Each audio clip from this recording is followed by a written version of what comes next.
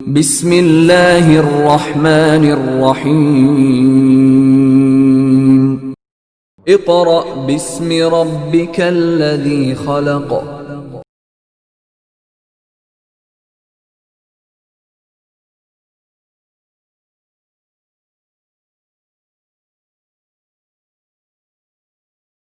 मुअज़्ज़ज़ वालिदैन और अज़ीज़ तलबा व तालिबात, अस्सलामु अलैकुम।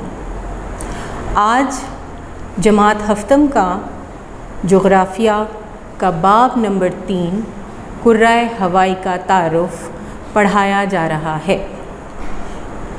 अज़ीज़ तलबा व तालिबात, इससे पहले बाब नंबर 1 और बाब नंबर 2 आपको क्लास में पढ़ाया जा चुका है। आज यहाँ पर हम हिस्सा जोग्राफ़िया, मैंने क्या नाम लिया, हिस्सा जोग्राफ़िया, उसका बाब नंबर 3 कुर्राए हवाई का तारुफ़ आज हम ये पढ़ेंगे। लेक्चर शुरू करने से पहले मैं अपने अज़ीज़ तलबा व तालिबात को थोड़ा सा सोशल स्टडीज़ बारे बताती चलूँ कि सोशल स्टडीज़ इनफेक्ट है क्या। सोशल स्टडीज़ दरअसल मुआशरती उलूम को कहते हैं, इल्म की जमा उलूम है। और सोशल का मतलब है कि वो नॉलेज जो आप मुआशरे के ज़रिए हासिल करते हैं, जिसमें मुआशरे का इल्म होता है, वो सोशल कहलाता है। ठीक है, समाजी, मुआशरती, ये आप लफ्ज़ पहले पढ़ चुके हैं ना इंग्लिश में। तो आपके छोटी क्लासेस में तो एक ही किताब होती है जिसको आप सोशल स्टडीज़ कहते हैं। उसके बाद जब आप बड़ी क्लास में आते हैं, यानी क्लास 6 में आते हैं, तो यही सोशल स्टडीज़ 2 किताबों पर मुश्तमिल हो जाती है। एक हिस्सा जोग्राफ़िया और दूसरा हिस्सा तारीख़। ठीक है, ये 2 इसके हिस्से हो जाते हैं, एक तारीख़ और एक जोग्राफ़िया। अब सबसे पहले तो हम जो पढ़ रहे हैं उसका सही प्रोनंसिएशन, यानी उसकी ज़बान से सही अदायगी, उस लफ्ज़ की ज़बान से सही अदायगी होगी। तो आज हम पढ़ रहे हैं जोग्राफ़िया। अब जोग्राफ़िए को आप पहले जीम, गैन, रे, अलिफ, फ़े और ये। अब जोग्राफ़िया क्या होता है मेरे अज़ीज़ तलबा व तालिबात। जोग्राफ़िया आसान लफ्ज़ों में समझाऊंगी आपको, ताकि आप जब किसी को समझाएं तो आपके कॉन्सेप्ट्स क्लियर हों।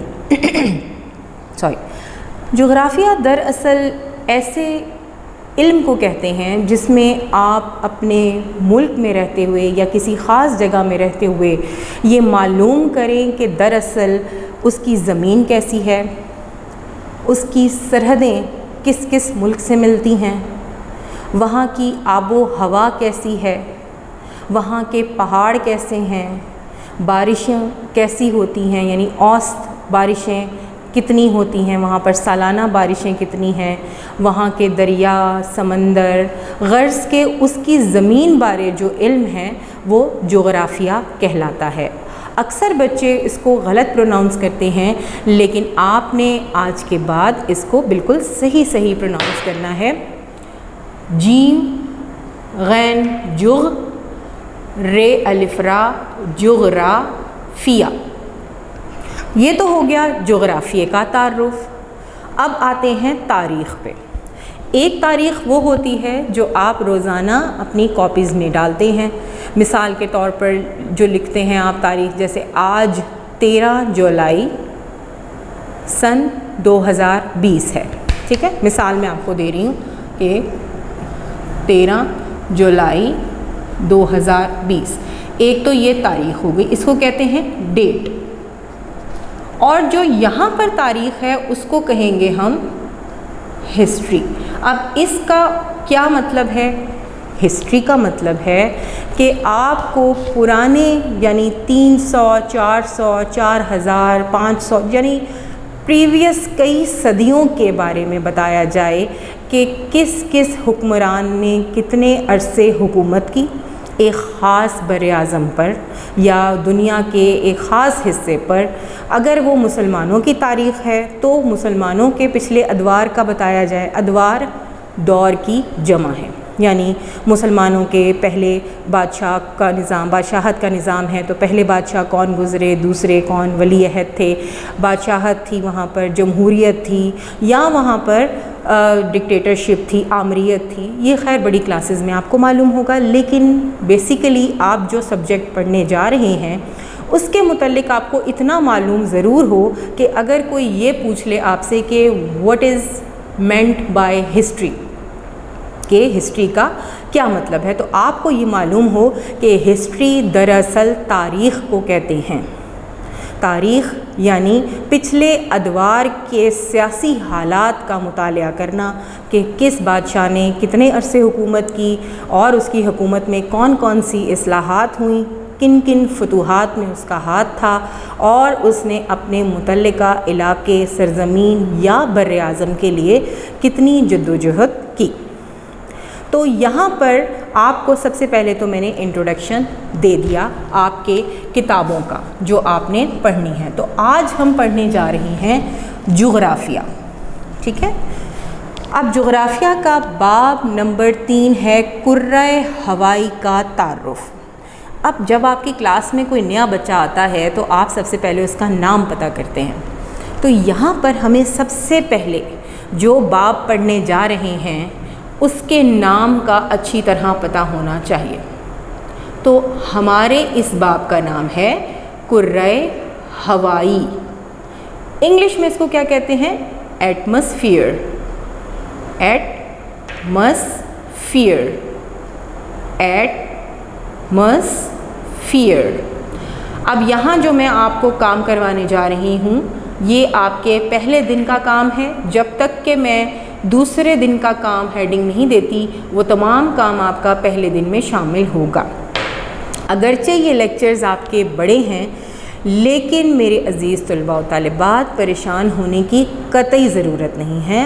आप जो पढ़ रहे हैं अगर आपकी दिलचस्पी उसमें शामिल है तो चाहे वो 1 दिन में हो, 2 दिन में हो या 3 दिन में हो, आप उसको जल्द अज जल्द करने की कोशिश करते हैं। लेकिन आपकी आसानी के लिए हमने दिन तकसीम कर दिए हैं कि यानी आज जो मैं आपको काम करवाने जा रही हूँ वो पहले दिन का काम है, यानी जहाँ तक मैं आपको काम करवाऊँगी और बताऊँगी कि ये आपका पहले दिन का काम मुकम्मल हो गया, उस काम तक आपका जो भी काम है वो पहले दिन का काम कहलाएगा।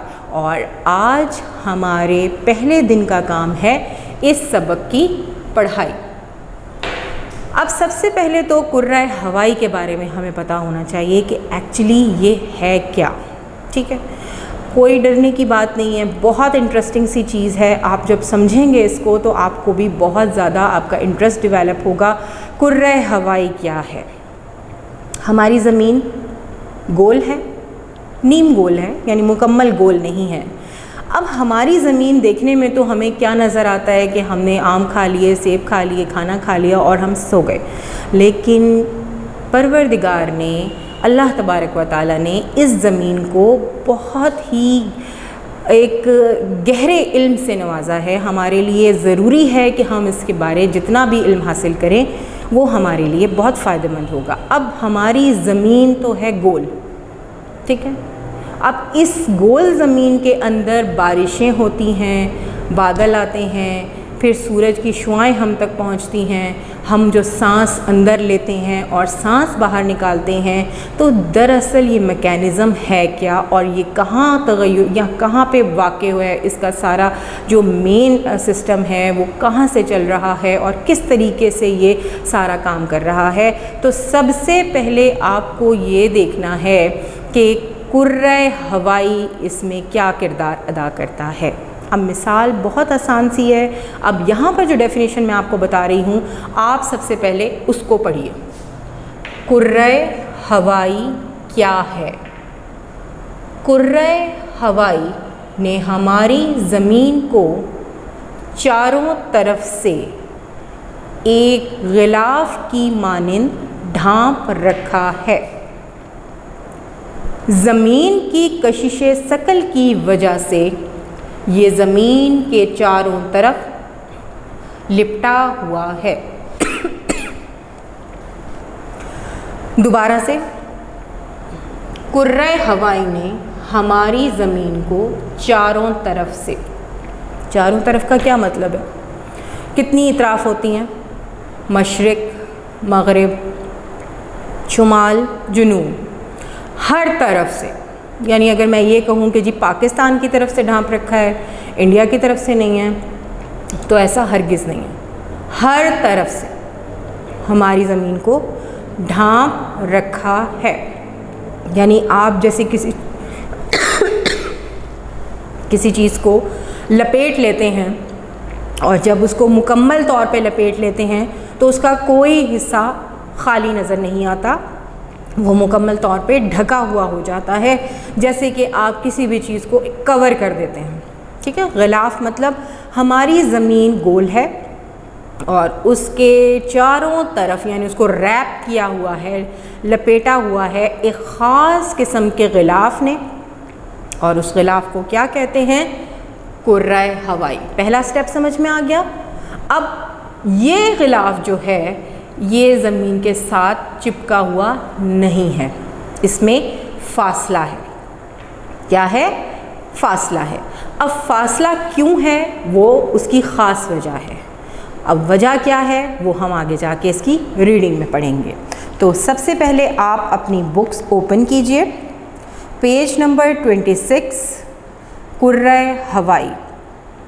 इसके क्वेश्चन आंसर्स और दीगर चीज़ें आपको PDF के ज़रिए व्हाट्सएप कर दी गई थी, तो आप उनको अपने सामने खोल लें तो बेहतर है, नहीं भी खोलें तो सबसे ज़्यादा ज़रूरी है इस वक्त आपके हाथ में पेंसिल, एक नोटबुक और आपकी किताब। तो अब हम रीडिंग का आगाज़ करते हैं। कुर्रा हवाई ने हमारी ज़मीन को चारों तरफ से एक ग़िलाफ़ की सूरत में ढांप रखा है। कुर्रा हवाई ज़मीन की कशिशे सकल की वजह से ज़मीन के चारों तरफ लिपटा हुआ है। अब कशिशे सकल का क्या मतलब है? इसको इंग्लिश में ग्रेविटी कहते हैं। क्या कहते हैं? ग्रेविटी। अब ग्रेविटी का क्या काम होता है? अब जैसे हम ज़मीन पे चल रहे हैं तो हम कैसे चल रहे हैं? ये कशिशे सकल की वजह है कि हमारे ज़मीन के ऊपर पैर हैं। अब खला में अगर आप देखें तो वहाँ पे आपको एस्ट्रोनॉट्स नज़र आएंगे चाँद के ऊपर, तो वो चाँद पे चलते नहीं हैं बल्कि एक जगह से दूसरी जगह जम करके फिर तीसरी जगह जम करके, तो वहाँ पे कशिशे सकल मौजूद नहीं है। ज़मीन की कशिशे सकल की वजह से हम ज़मीन के ऊपर चलते हैं, और कोई भी चीज़ अगर आप हाथ से छूटे आपके तो वो ज़मीन की तरफ जाती है, वो आसमान की तरफ नहीं चली जाती। आपने नोटिस किया है कभी? ये अल्लाह तबारक व तआला का एक ख़ास करम है, और ग्रेविटी ज़मीन की कशिश की वजह से सब चीज़ें ज़मीन के साथ हैं, और इसमें ज़मीन के अंदर एक पावर है और वो पावर कशिश सकल कहलाती है, और जिसकी वजह से ये ग़िलाफ़ कुर्रा हवाई जो है एक ख़ास फ़ासले से, आगे आपको बताऊंगी कि इसके कितने हिस्से हैं, ठीक है, ये कितनी मुश्तमिल है साख्तों के ऊपर। तो यहाँ पे अभी समझने की चीज़ ये है माय डियर स्टूडेंट्स, छोटे छोटे पॉइंट्स आप साथ साथ जहन में याद करते जाएं कि कुर्रा हवाई एक ग़िलाफ़ है जिसने ज़मीन को चारों तरफ से ढांप रखा है। नंबर 2, कशिशे सकल की वजह से ये ग़िलाफ़ चारों तरफ ज़मीन के लिपटा हुआ है। 2 बातें समझ में आ गई। अब तीसरी बात की तरफ हम चलते हैं। हमारे सैयारे ज़मीन पर ज़िंदगी का इन्हिसार इसी कुर्रा हवाई की बदौलत है। इतनी इम्पोर्टेंस है इस चीज़ की। अब क्या वजह है कि इसकी इम्पोर्टेंस को जानना चाहिए हमें कि आखिर हमारी ज़मीन के ऊपर जो ज़िंदगी का इन्हिसार है, यानी हमारी ज़िंदगी जो एग्ज़िस्ट करती है, उसकी वजह ये कुर्रा हवाई है। आखिर ये इतनी इम्पॉर्टेंट क्यों है? बारिशें होती हैं, ठीक है, और जो ज़िंदगी के लिए सबसे ज़रूरी है। आपको पता है ज़मीन पर ज़िंदगी की जो वजह है वो क्या है? कोई बता सकता है? हमारे सैयारे ज़मीन के ऊपर जो ज़िंदगी की वजह है वो है पानी, ठीक है। बाकी सैयारों में पानी मौजूद नहीं है। अब पानी की वजह से हमारी ज़मीन के ऊपर ज़िंदगी का वजूद है, जिसकी वजह से ऑक्सीजन है, और ऑक्सीजन किसके लिए ज़रूरी होती है? सांस लेने के अमल के लिए। तो यहाँ पर जो एग्जिस्टेंस है, जो हमारी लाइफ है, वो एग्जिस्ट करती है। वजह क्या है कि ये कुर्रा हवाई बारिशों का बायस बनती है हमारी ज़मीन के लिए। बादल, आबी बुखारात, मुख्तलिफ़ तरह की गैसें जो हमारी ज़िंदगी के लिए, पौधों की ज़िंदगी के लिए, जानदारों के लिए ज़रूरी है। ये कुर्रा हवाई का क्या काम होता है? अब जैसे किसी बिल्डिंग की फ्लोर्स होते हैं ना, first floor, second floor, third floor, fourth floor, हर फ्लोर के ऊपर कोई ना कोई काम डिवाइड हुआ होता है। तो यहाँ पर आगे चल के आपको मैं बताऊँगी कि जो कंपोजिशन है इस एटमॉस्फेयर की, उसके अंदर मुख्तलिफ़ स्टेजेस हैं, और वो आगे जाके कितनी किस्म की स्टेजेस उनकी आती हैं और वो क्या क्या काम करती हैं। अच्छा जी, समझ में आ गया कि ये क्यों ज़रूरी है? क्योंकि इसी कुर्रा हवाई की बदौलत बारिशें होती हैं, ठीक है, बादल बनते हैं, और बादल और बारिश इंसानी ज़िंदगी के लिए पानी की वजह से बहुत ज़्यादा ज़रूरी हैं। कुर्रा हवाई की तरकीब में 3 बुनियादी अनासर, यहाँ पे देखिए, तरकीब का मतलब होता है कॉम्पोजिशन, यानी जो किसी चीज़ से मिलकर बनता है, वो चीज़ें जो उसके अंदर शामिल होती हैं वो तरकीब होती है, ठीक है, यानी कॉम्पोजिशन। अक्सर आपने दवाइयाँ देखी होंगी और उसके ऊपर आपने देखा होगा कि कॉम्पोजिशन यानी मुख्तलिफ़ केमिकल्स किस किस मिकदार में शामिल हैं। तो कुर्रा हवाई की जो कॉम्पोजिशन है, यानी कॉम्पोजिशन ऑफ एटमॉस्फेयर क्या बोला मैंने? कॉम्पोजिशन ऑफ एटमॉस्फेयर किन किन चीज़ों पर मुश्तमिल है? आपके फिंगर टिप्स पे होनी चाहिए ये सारी चीज़ें, ठीक है। पॉइंट्स मैं बार बार आपको रिवाइज करवा रही हूँ कि कुर्रा हवाई जस्ट लाइक अ कवर, और उसने हमारी ज़मीन को चारों तरफ से ढांप रखा है, ठीक है, और ये हमारी ज़मीन के इर्द गिर्द जो लिपटा हुआ है कशिशे सकल की वजह से है, यानी कि बिल्कुल आप समझें कि कैनोपी है। कैनोपी का मतलब पता है? वो जो बड़ी बड़ी शामियाने होते हैं जिसमें शादी के फंक्शंस अरेंज किए जाते हैं, इवेंट्स अरेंज किए जाते हैं, और वो ऐसे फिक्स हो जाते हैं जैसे कि यहाँ से कभी हिलेंगे ही नहीं। तो इसी तरह बिल्कुल बड़े शामियाना आप जहन में रख लें कि उसने कवर किया हुआ है हमारी पूरी ज़मीन को, और इस ग्रेविटी की वजह से अर्थ की, वो हमारी ज़मीन के इर्द गिर्द एक ख़ास किस्म के फासले से बिल्कुल बना हुआ है, बिल्कुल कायम है। और इसके अंदर कौन कौन सी चीज़ें शामिल हैं, ये किस किस चीज़ से मिलकर बना है? अब इसमें क्या क्या चीज़ें होती हैं? नंबर 1, मुस्तकिल गैसें, ठीक है। अब यहाँ पर मुस्तकिल गैसें यानी कि ऐसी गैसें जो इसके अंदर परमानेंट हैं, ठीक है। परमानेंट गैसेस यानी जो गैसें इसके अंदर से निकल जाएं तो ज़मीन पर ज़िंदगी नामुमकिन है। और वो 2 गैसें कौन सी हैं? Number 1 oxygen, number 2 nitrogen. अब हमारी ज़मीन पर ऑक्सीजन जो सांस लेने के लिए ज़रूरी है जानदारों के लिए, ठीक है, लिविंग थिंग्स के लिए ऑक्सीजन सांस लेने के लिए बेइंतहा ज़रूरी है। जब हम इनहेल करते हैं तो ऑक्सीजन लेते हैं, एक्सेल करते हैं तो हम कार्बन डाइऑक्साइड बाहर निकालते हैं। तो हमारी ज़मीन पर कुर्रा हवाई में ऑक्सीजन कितने फ़ीसद मौजूद है? 21%, ठीक है, 21% ऑक्सीजन है। और नाइट्रोजन कितने फ़ीसद है? 78%। नाइट्रोजन 78% मौजूद है। अब सबसे पहले आपके टिप पर होना चाहिए किन किन चीज़ों से मिलकर बना है ये कुर्रा हवाई? मुस्तकिल गैसें, ठीक है। नंबर 2 तगय्युर पज़ीर गैसें, ठीक है। तगय्युर का मतलब आपके लिए शायद ये लफ्ज़ नया हो। तगय्युर का मतलब होता है जिनको तब्दील किया जा सके, जिनकी रेशो ऊपर नीचे हो सके, इनको कहते हैं वेरिएबल गैसेस, ठीक है। वेरिएबल गैसेस यानी वो गैसें जो ऊपर नीचे हो जाएं, जिनमें कार्बन डाइऑक्साइड, ओजोन और आबी बुखारात, ठीक है। दूसरी चीज़ क्या है? तगय्युर पज़ीर गैसें, यानी एक गैसें हैं कि वो परमानेंट है। मिसाल के तौर पर आपका अपना मकान है, आप यहाँ मुस्तकिल रिहाइश पजीर हैं, समझें कि ये मुस्तकिल रिहाइश पजीर गैसें हैं, ऑक्सीजन, नाइट्रोजन। और जो दूसरे नंबर पे हैं ये समझें कि रेंट पे हैं, कभी ऑक्सीजन ओजोन ज़्यादा हो रही है, कभी कार्बन डाइऑक्साइड ज़्यादा हो रही है, कभी आबी बुखारात कम ज़्यादा हो रहे हैं, यानी इनमें चेंजेस आते रहते हैं। और हमारी फ़िज़ा का नम हिस्सा, यानी जो नम हिस्सा है गैसों के अलावा, वो आबी बुखारात का है और ये 1% है, ठीक है, 1%। और ये जो ओज़ोन गैस है ये क्या है? ये सूरज से आने वाली बाला बनफशी शुआएँ यानी अल्ट्रा वायलेट रेज़ को डायरेक्ट ज़मीन पर आने से रोकती है।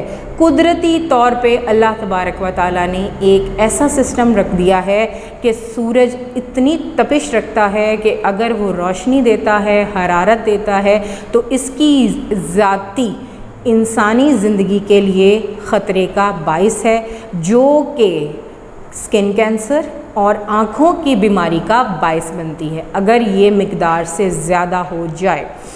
और आया अब कार्बन डाइऑक्साइड का मामला। कार्बन डाइऑक्साइड गैस अब अल्लाह तबारक व तआला ने सिस्टम को किस तरह रखा हुआ है कि हम जो इंसान हैं वो ऑक्सीजन को अपने जिस्म में लेके जाते हैं और कार्बन डाइऑक्साइड बाहर निकालते हैं, लेकिन पौधे जो हैं वो कार्बन डाइऑक्साइड अपने अंदर जज़्ब करते हैं और ऑक्सीजन बाहर निकालते हैं। इसीलिए कहा जाता है कि शजरकारी कीजिए, दरख्त लगाइए ताकि आबो हवा साफ़ हो सके, ठीक है। अब ये आबो हवा क्या है ये हम आगे पढ़ेंगे। यानी कार्बन डाइऑक्साइड हमारी ज़िंदगी के लिए जितनी ख़तरनाक है पौधों के लिए उतनी ही ज़रूरी है। और ये ओज़ोन गैस जो है ये सूरज से आने वाली शुआओं को, बाला बनफशी शुआओं को डायरेक्ट ज़मीन पर आने से रोकती है। और अब आएंगे आबी बुखारात। आबी बुखारात यानी जितनी ज़्यादा गर्मी होगी उतने ही ज़्यादा बुखारात पैदा होते हैं जो कि बारिश का बाइस बनते हैं, ठीक है। तो ये आप पढ़ेंगे आगे। तो पहली चीज़ क्या है इसकी यानी इंग्रेडिएंट समझ, जैसे आप समझें कि आपने कोई डिश तैयार करनी है, ठीक है। अब उसके लिए 3 चीज़ें आपके जहन में होनी चाहिए। नंबर 1 मुस्तकिल गैसें, मिसाल दे रही हूँ ना आसानी के लिए आपकी, अब ये कोई डिश थोड़ी है। मुस्तकिल गैसें, तग़य्युर पज़ीर गैसें यानी वेरिएबल गैसेस, और आ जाती हैं अब आलूदगियाँ। आलूदगियाँ क्या होती हैं? आलूदगी या आलूदगियाँ पॉल्यूशन, क्या है? पॉल्यूशन यानी वो अज्जा जो कुदरती चीज़ों के अंदर शामिल होकर उनके कुदरतीपन को ख़त्म कर दें और उनको स्पॉइल कर दें, वो आलूदगी या आलूदियाँ कहलाती हैं। अभी रिसेंटली आपने इंग्लिश में पढ़ा है ना पॉल्यूशन का चैप्टर जो मैंने अभी आपको पढ़ाया है, उसमें आपने ये देखा कि कौन कौन से पोल्यूशन होते हैं। काइंड्स ऑफ पोल्यूशन में noise pollution, air pollution, land pollution. अब ये सारे पोल्यूशन, वाटर पोल्यूशन, ये सारे पोल्यूशन जो हैं ये क्या करते हैं? ये भी इसका हिस्सा हैं। किसका? कुर्रे हवाई का। कुर्रे हवाई किस किस चीज़ से बन रहा है? मुस्तकिल गैसें, तग़य्युर पज़ीर गैसें और आलूदगियों से। अब ये तो बताना ज़रूरी नहीं है, ये तो आप माशाल्लाह जानते ही हैं कि आलूदगी कैसे फैलती है। ज़रूरी नहीं कि कार्बन डाइऑक्साइड ज़्यादा हो जाए तो ही आलूदगी फैलेगी। आपके शोर, आपके मुख्तलिफ़ किस्म के कोयला जलाने से, आपके सनतों के क़याम से, हमारे ट्रांसपोर्ट के नए नए जो हमारे इंट्रोड्यूस हुए हैं ज़राए आमदोरफ्त, उनकी वजह से, उनसे निकलने वाले धुएँ से, और बहुत सी चीज़ें जैसे कि एयर कंडीशनर और रेफ्रिजरेटर है, उनकी गैसों से निकलने वाली चीज़ें, मुख्तलिफ़ किस्म के ऐसे केमिकल्स जो इंसानी ज़िंदगी के लिए बहुत मुज़िर हैं, वो सब चीज़ें आलूदगियों में शामिल हो जाती हैं। और ये कॉम्पोजिशन थी कुर्रे हवाई की। अब हम पढ़ेंगे आगे कि ये ज़्यादातर कुर्रा हवाई के सबसे ज़ेरी हिस्से में पाए जाते हैं। अभी मैं आपको इसकी डायग्राम समझाऊंगी ना जब, तो आपको ख़ुद ब खुद समझ में आ जाएगा कि एक्चुअली ये सारी चीज़ें कहाँ पर पाई जाती हैं, कि इसका कहाँ पे एग्जिस्टेंस है, ये कहाँ पे होती है और ये कहाँ पे। अभी जो आपने याद करना है मेरे साथ साथ, वो क्या याद करना है कि कुर्रा हवाई एक गिलाफ की मानिंद है जिसने हमारी ज़मीन को चारों तरफ से ढांप रखा है। कशिश सकल की वजह से ये ज़मीन के चारों तरफ लिपटा हुआ है। कुर्रा हवाई की तरकीब 3 चीज़ों पर मुश्तमिल है, यानी इसकी कॉम्पोजिशन 3 चीज़ों पर है, मुस्तकिल गैसें, तग़य्युर पज़ीर गैसें और आलूदगियाँ। मुस्तकिल गैसें कौन सी हैं? Oxygen, nitrogen. तग़य्युर पज़ीर गैसें कौन सी हैं? कार्बन डाइऑक्साइड, ओज़ोन गैस और आबी बुखारात। आलूदगी क्या है? गंदगी, कसाफत या ऐसे अनासिर और जुज़ियात का शामिल हो जाना माहौल में जो हमारे लिए और तमाम जानदारों के लिए नुकसानदेह हैं। तो ये हो गया आपका पहले दिन का काम, ठीक है। अब हम करेंगे इसका दूसरे दिन का काम। तो यहाँ पर आपको ये बार बार मेंशन करना क्यों ज़रूरी समझ रही हूँ मैं, वो इसलिए कि आप ये बिल्कुल इन्जॉय करें, ठीक है। और इन्जॉय करने का मतलब क्या है कि आप इसको समझें भी और आप बोझ भी ना समझें। सोशल स्टडीज़ आपके लिए ऐसी हो जानी चाहिए कि आप दूसरों को समझाएं, अपने छोटे बहन भाइयों को समझाएं, अपनी मदर से डिस्कस करें और आप ख़ुद भी अच्छी तरह समझें। तो माय डियर स्टूडेंट्स, मुझे उम्मीद है कि जिस तरह आप इंग्लिश में मुझे ओबे करते हैं सब्जेक्ट में, इसी तरह ये भी समझने में आप बिल्कुल भी देर नहीं लगाएंगे। अब हम पढ़ते हैं अपनी मुस्तकिल गैसों को। कौन सी, कौन बताएगा? आप मेरे सामने होते ना तो मैं आपसे बार बार पूछती जाती। अब हम सबसे पहले क्या पढ़ रहे हैं? मुस्तकिल गैसें, राइट। और इसको इंग्लिश में क्या कहेंगे? कौन बताएगा? परमानेंट गैसेस, परमानेंट गैसेस, ठीक है। कौन कौन सी थी? ऑक्सीजन और दूसरी क्या थी? नाइट्रोजन। देखें साथ साथ याद हो गया आपको। मुझे पता है आप बहुत इंटेलिजेंट हैं। अब मुझे ये भी बता दें कि ऑक्सीजन कितने परसेंट थी और नाइट्रोजन कितने परसेंट थी। ऑक्सीजन थी 21%। परसेंटेज का साइन देखिए, एक ऐसे यूं साइड में स्लैश और ऊपर डॉट और नीचे डॉट, और ये थी नाइट्रोजन 78%। अब हम पढ़ेंगे कि ये जो मुस्तकिल रहने वाली गैसें हैं, यानी इनके बग़ैर तो कोई हमारी ज़िंदगी का वजूद है ही नहीं। अब मुस्तकिल गैसें क्या करती हैं? कुर्रा हवाई बहुत सी गैसों का मजमुआ है। ये गैसें बिलवास्ता या बिलावास्ता, आगे जाने से पहले मैं आपको एक्सप्लेन कर दूं कि बिलवास्ता और बिलावास्ता, डायरेक्ट और दूसरा क्या है? इनडायरेक्ट। डायरेक्ट का मतलब होता है बिलावास्ता और इनडायरेक्ट का मतलब होता है बिलवास्ता, यानी किसी के ज़रिए। मिसाल मैं दे देती हूँ। मैंने आपको एक लेटर दिया, ठीक है। मैंने आपको एक लेटर दिया, ये क्या हो गया? डायरेक्ट। मैंने आपको लेटर देना है लेकिन मैं किसी और बच्चे के ज़रिए आपको वो लेटर भिजवा रही हूँ, तो ये क्या हो गया? बिलवास्ता, ठीक है। ये बिलवास्ता और बिलावास्ता आप पहले भी समझ चुके हैं, लेकिन मैंने आपको यहाँ इसलिए समझा दिया क्योंकि बार बार एक चीज़ को याद करना, समझना और मुख्तलिफ़ तरीके से सीखना आपके ऊपर अच्छा असर डालेगा। अच्छा जी, हम कहाँ थे कि कुर्रा हवाई, दोबारा से रिपीट करती हूँ, है क्या? एक गिलाफ जिसने हमारी ज़मीन को चारों तरफ से लपेटा हुआ है। कशिश सकल की वजह से ये गिलाफ हमारे इर्द गिर्द, हमारी ज़मीन के गिर्द लिपटा हुआ है। नंबर 3, इसमें कॉम्पोजिशन में 3 चीज़ें शामिल हैं: मुस्तकिल गैसें, तग़य्युर पज़ीर गैसें और आलूदगी। अब हम पढ़ रहे हैं मुस्तकिल गैसें जिनमें ऑक्सीजन, नाइट्रोजन है। वो कह रहे हैं कि हमारी कुर्रा हवाई बहुत सी गैसों का मजमुआ है, ठीक है, बिल्कुल सही, दुरुस्त है। अब ये गैसें बिलवास्ता या बिलावास्ता कुर्राए अर्ज़ की ज़िंदगी के लिए ज़रूरी हैं। ठीक है, अब बिल वास्ता तो समझ में आ गया कि ऑक्सीजन है वो हमारे ज़िंदगी के लिए ज़रूरी है, लंग्स में हमारे इनहेल और एक्सेल का अमल जारी रहता है, और जो कार्बन डाइऑक्साइड है उसका भी समझ में आ गया, नाइट्रोजन भी समझ में आ गई। अब कार्बन डाइऑक्साइड गैस जब हम एक्सेल कर रहे हैं तो उसका हमें क्या फ़ायदा हो गया, वो तो हमने निकाल दी अपने जिस्म से। अब उसका फ़ायदा क्या होगा कि वो इनडायरेक्टली हमारे काम आएगी। इनडायरेक्टली कैसे काम आएगी हमारे?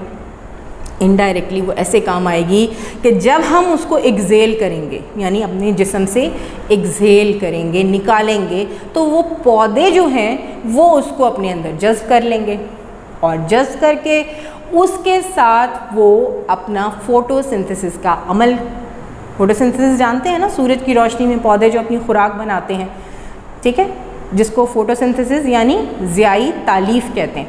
और फिर जब पौधे ग्रो करेंगे, उससे फल निकलेंगे, सब्जियां बनेंगी, अनाज बनेगा, तो वो हमारे लिए इनडायरेक्टली फ़ायदेमंद साबित होगी।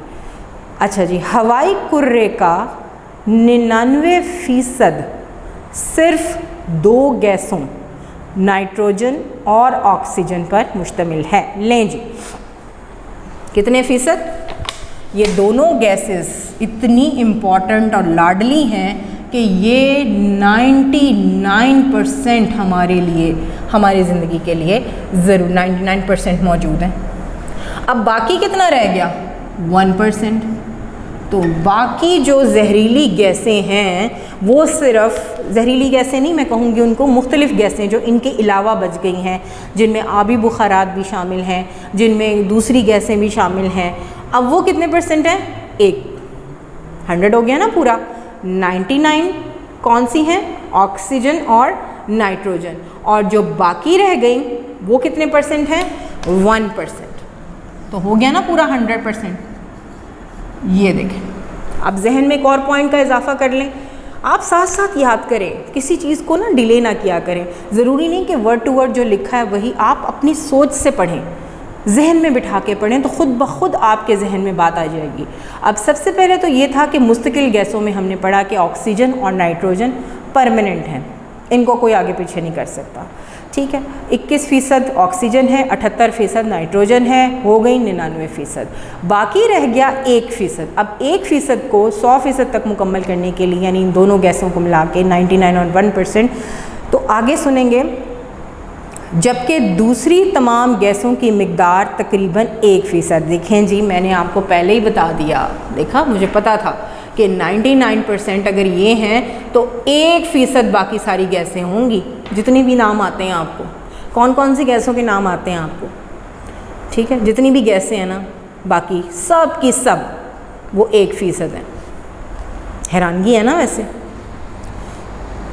हवाई कुर्रे में नाइट्रोजन की मिकदार, देखिए मैंने पहले ही बता दिया आपको, नाइट्रोजन की मिकदार 78% है और ऑक्सीजन की मिकदार तकरीबन 21% है।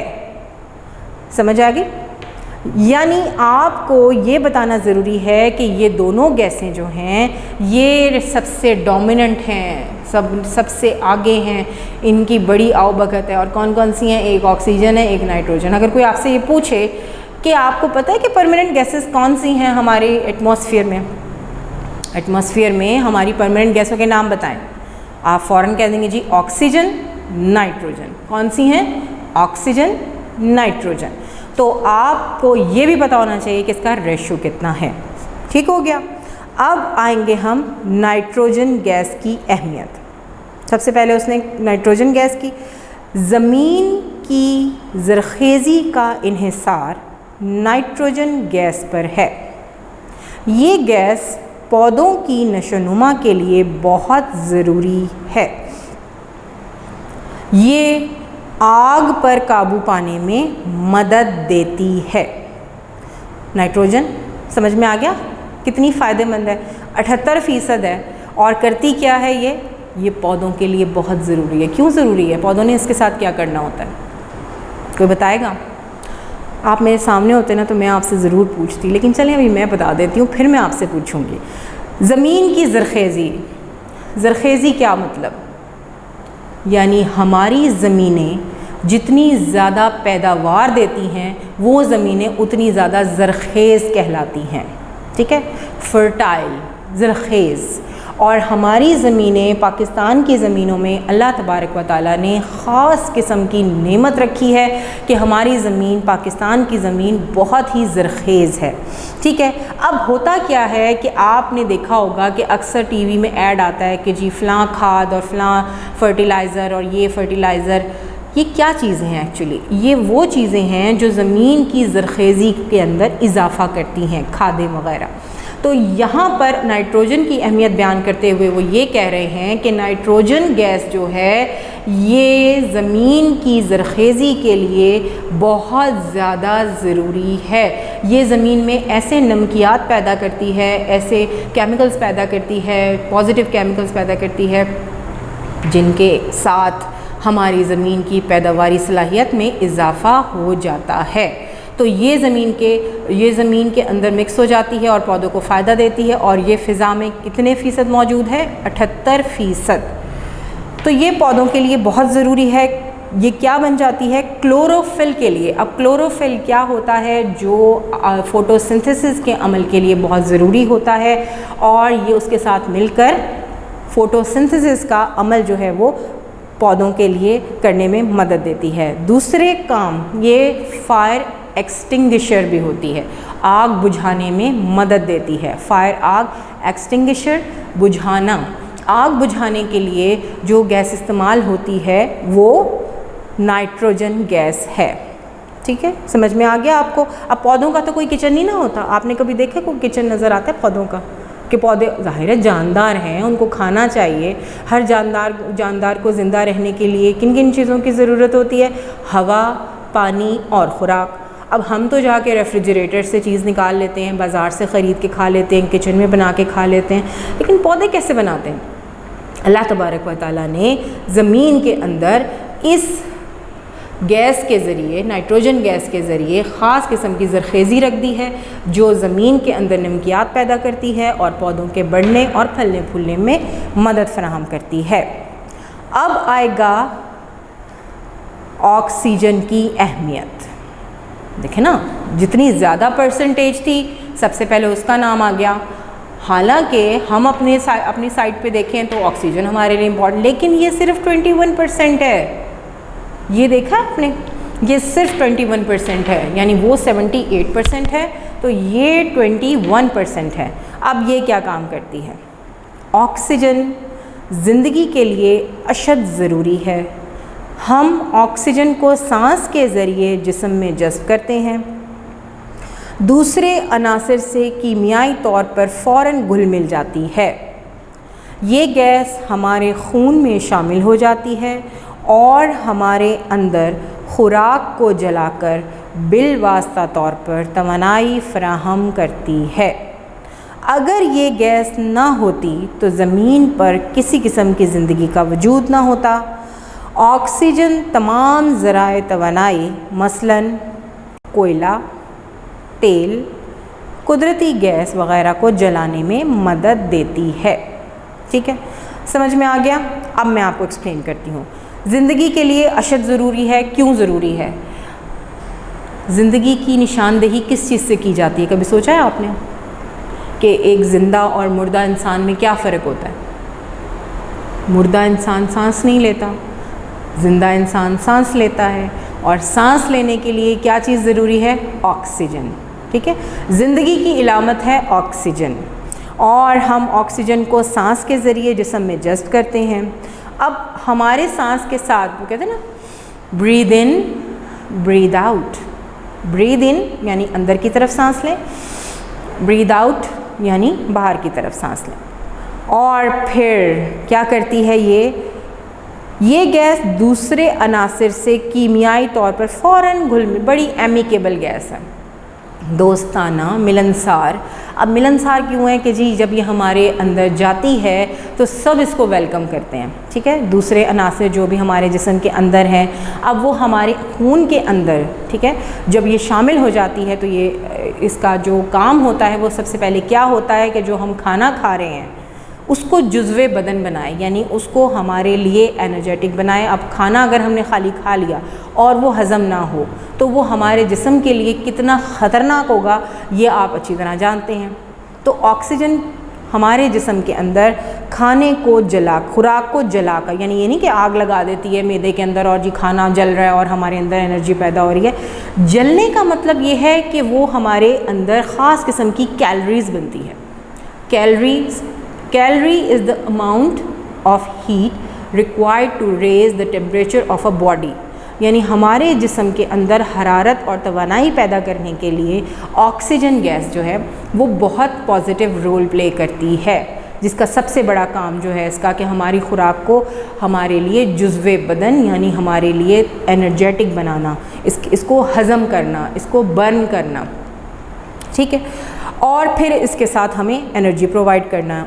अगर ये गैस ना होती, ठीक है, अगर ये गैस ना होती, जैसे फ़र्ज़ करें सबसे पहले अगर आप ये देखते हैं कि खुदा न खास्ता किसी को सांस लेने में प्रॉब्लम हो रही है तो सबसे पहले हमारा ब्रेन डिस्टर्ब होता है, नर्वस सिस्टम हमारा डिस्टर्ब हो जाता है, हमें हमारी सोचने की सलाहियत, हमारी देखने की सलाहियत, हमारे ब्रेन का सारा कंट्रोल जो है वो डिस्टर्ब हो जाता है। तो हमारे जिस्म में खून के दौरान को, यानी पूरे जिस्म में जो हमारा ब्लड सर्कुलेट हो रहा है वो ऑक्सीजन की वजह से हो रहा है, ठीक है।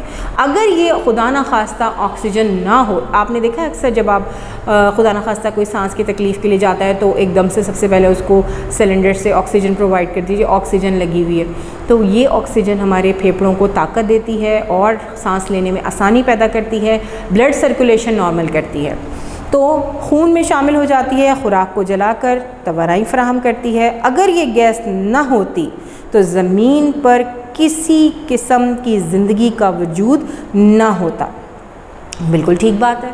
जब इंसान के अंदर ब्लड सर्कुलेट ही नहीं करेगा, जब इंसान की खाई हुई खुराक बर्न ही नहीं होगी, एनर्जी ही नहीं बनेगी, तो फिर ये कैसे मुमकिन है कि कोई इंसान ज़िंदा रह सके, ठीक है।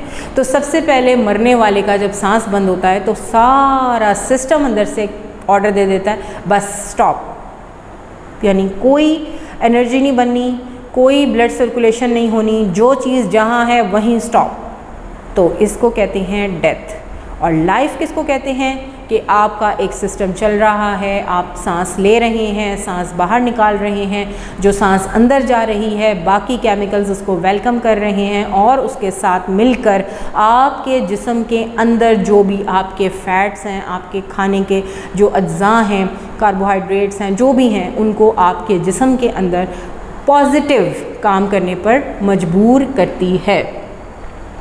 तो ये आपका हो गया ऑक्सीजन की अहमियत। अब आपका है अगला तग़य्युर पज़ीर गैसें। अब हम पढ़ेंगे तग़य्युर पज़ीर गैसें। जो आप पढ़ने जा रहे हैं वो है तग़य्युर पज़ीर गैसें। अभी आपने पढ़ा मुस्तकिल गैसों को, अब हम तग़य्युर पज़ीर गैसें पढ़ रहे हैं। तग़य्युर पज़ीर आपके लिए अगरचे नया लफ्ज़ है लेकिन ये मुश्किल नहीं है, आप सीख लीजिए इसको। तग़य्युर का मतलब होता है जिसमें तब्दीलियाँ आती रहें, ठीक। तग़य्युर पज़ीर वो चीज़ जिसमें तब्दीलियाँ आती रहें। मिसाल के तौर पर आज से 200-250 साल पहले कार्बन डाइऑक्साइड गैस की मिक़दार हमारी फ़िज़ा में कम थी, लेकिन आज वो मिक़दार बढ़ गई है। ओज़ोन गैस की जो लेयर है उसमें तोड़ फोड़ हो गई है, आबी बुखारात ऊपर नीचे हो गए हैं। अब हुआ क्या कि ये जो वेरिएबल गैसेस हैं इनमें तब्दीली वाक़ई होती रहती है, कभी कार्बन डाइऑक्साइड गैस की मिक़दार बढ़ गई, कभी कम हो गई, लेकिन जो मुस्तकिल गैसें हैं वो अपने उसी रेशियो के साथ मौजूद रहती हैं। तो वेरिएबल गैसेस कौन सी हैं? कार्बन डाइऑक्साइड, ओज़ोन और आबी बुखारात, ठीक है। 3 चीज़ें हैं जो वेरिएबल गैसेस में शामिल हैं, कार्बन डाइऑक्साइड, ओज़ोन और आबी बुखारात। और ये चीज़ देख रहे हैं आप, ये इन तीनों का रेशो क्या है? ये 1% है सिर्फ। और बाकी कौन सी गैसेस हैं? Permanent gases. और परमानेंट गैसेस कौन सी हैं? ऑक्सीजन और नाइट्रोजन, जो कितने फ़ीसद हैं? 99% हैं। तो ये हो गया टोटल 100%। अब 100% में से 99 मुस्तकिल गैसें, 99% मुस्तकिल गैसें थी और ये वेरिएबल गैसेस की क्या परसेंटेज है, 1%। अब हम इनको पढ़ते हैं। कुर्रे हवाई में तग़य्युर पज़ीर गैसों की अहमियत से इनकार नहीं किया जा सकता। तग़य्युर पज़ीर गैसों में कार्बन डाइऑक्साइड, आबी बुखारात और ओज़ोन अहम हैं। कार्बन डाइऑक्साइड तमाम गैसों में सबसे ज़्यादा भारी है। Point to be noted, underline कर लीजिए। कार्बन डाइऑक्साइड तमाम गैसों में सबसे ज़्यादा भारी है। दुनिया में करीबन 200 सालों में, 200 साल का मतलब है 2 सदियाँ, 100 ईयर्स जो होते हैं ना, वो क्या करते हैं, 1 सदी, 100 ईयर्स 1 सदी यानी सेंचुरी, ठीक है। और जो कितने 200 साल हो गए तो कितनी सदियां हो गई, 1 + 1 2 सदियां, 2 सदियां। तो वो क्या कह रहा है कि 2 सदियां जो हैं वो 100 ईयर्स + 100 ईयर्स। अगर आपके सामने कोई ये कहे ना कि 1 सदी कितनी, 1 सदी 100 ईयर्स पे मुश्तमिल होती है, ठीक है। और 2 सदियां कितने ईयर्स पे हो गई, 200 ईयर्स पे। तो यहाँ वो कह रहे हैं कि करीबन 200 साल पहले कार्बन डाइऑक्साइड गैस जो थी वो किसी और मिक़दार में थी और अब इसकी मिक़दार में 25% इजाफ़ा हुआ है। ज़राए तवानाई मसलन कोयला, तेल, कुदरती गैस वग़ैरह से निकलने वाला धुआं कुर्रे हवाई में कार्बन डाइऑक्साइड की मिक़दार में इजाफ़ा कर रहा है। जहन में ले आइए अपना वो लेसन पोल्यूशन जो अभी आपने पढ़ा, जिसमें क्या होता है कि सनतों से निकलने वाला फ्यूम्स, फॉसिल फ्यूल्स और दूसरी चीज़ें जो जैसे कोयला है और दूसरे चीज़ें जो जलती हैं और अजीब गैस पैदा करती हैं, ख़ास तौर पे कार्बन डाइऑक्साइड, तो ये चीज़ें नुकसानदेह हैं, ठीक है। और ये क्या कर रही हैं, फ़िज़ा में कार्बन डाइऑक्साइड की मिक़दार को बढ़ाए चली जा रही हैं।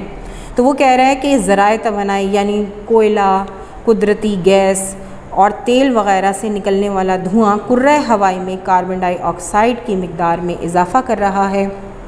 इसी तरह कुर्रे हवाई का दर्जा हरारत भी बढ़ रहा है जो इंसानी ज़िंदगी की बका के लिए नुकसानदेह है, ठीक है। यानी जब अगर खुदा न खास्ता इसकी मिक़दार ज़्यादा हो जाए तो इंसान को सांस लेने में प्रॉब्लम होती है। जैसे अगर कोई चीज़ जल जाए, धुआं हो जाए, तो आपको उस कमरे में घबराहट शुरू हो जाती है ना, क्योंकि ऑक्सीजन कम हो जाती है और कार्बन डाइऑक्साइड गैस वहाँ पे ज़्यादा हो जाती है, तो आपको सांस लेने में प्रॉब्लम फ़ील हो जाती है। तो अब आगे देखिए, दूसरी तग़य्युर पज़ीर गैस ओज़ोन O3, ये इसका साइंटिफिक नेम है O3, ठीक है। साइंटिफिक नेम, जैसे आपके घर में नाम होते हैं ना और स्कूल में आपके रोल नंबर्स होते हैं, तो इसी तरह इसका नाम क्या है, ओज़ोन का O और यहाँ छोटा सा 3, O3। ये O3 जो हैं ये ओज़ोन है, ठीक है। ओज़ोन गैस का साइंटिफिक नेम है। ओज़ोन गैस कुर्रे हवाई में सतह ज़मीन से करीबन 17 किलोमीटर से 50 किलोमीटर की बुलंदी के दरमियान मिलती है। आगे जाके ये मैं आपको बताऊंगी। अब सबसे पहले तो उन्होंने ये डिफ़ाइन कर दिया कि तग़य्युर पज़ीर गैसें कौन कौन सी हैं, कार्बन डाइऑक्साइड और ओज़ोन, ठीक है। अब आगे वो बता रहे हैं कार्बन डाइऑक्साइड गैस की अहमियत। कार्बन डाइऑक्साइड गैस ज़िंदगी के लिए ज़रूरी है। अब आप कहेंगे हम तो अपनी ज़िंदगी में ऑक्सीजन को इस्तेमाल करते हैं, तो ये कहाँ से हमारे लिए, ये भी ज़रूरी है। Remember, direct and indirect. कुछ गैसें डायरेक्ट हमारे लिए फ़ायदेमंद हैं और कुछ इनडायरेक्ट। अब ये इनडायरेक्ट मैं पहले आपको बता चुकी हूँ कि क्यों ज़रूरी है। ये गैस दूसरे अज्जा के साथ हल होकर कार्बोहाइड्रेट्स बनाती है जो पौधों और हैवानात की नशोनुमा के लिए अशद ज़रूरी हैं। अब कार्बोहाइड्रेट्स क्या होते हैं? कार्बोहाइड्रेट्स जो होते हैं इनको निशास्ता कहते हैं। क्या कहते हैं? निशास्ता। अब आप कहेंगे निशास्ता क्या चीज़ है? यानी वो चीज़ें जिन जैसे चावल हैं, ठीक है, और इसके अलावा आपकी रोटी है, फल हैं, ये चीज़ें, और आपकी जितनी भी आप चीज़ें खाते हैं जो अनाज से मुतल्लिक हैं, ये सब निशास्ता है, कार्बोहाइड्रेट्स है। अब पौधों के लिए कार्बन डाइऑक्साइड उतनी ही ज़रूरी है जितनी हमारे लिए ऑक्सीजन ज़रूरी है। क्यों? कि पौधों को फोटोसिंथेसिस का अमल करने के लिए, जिसको उर्दू में क्या कहते हैं?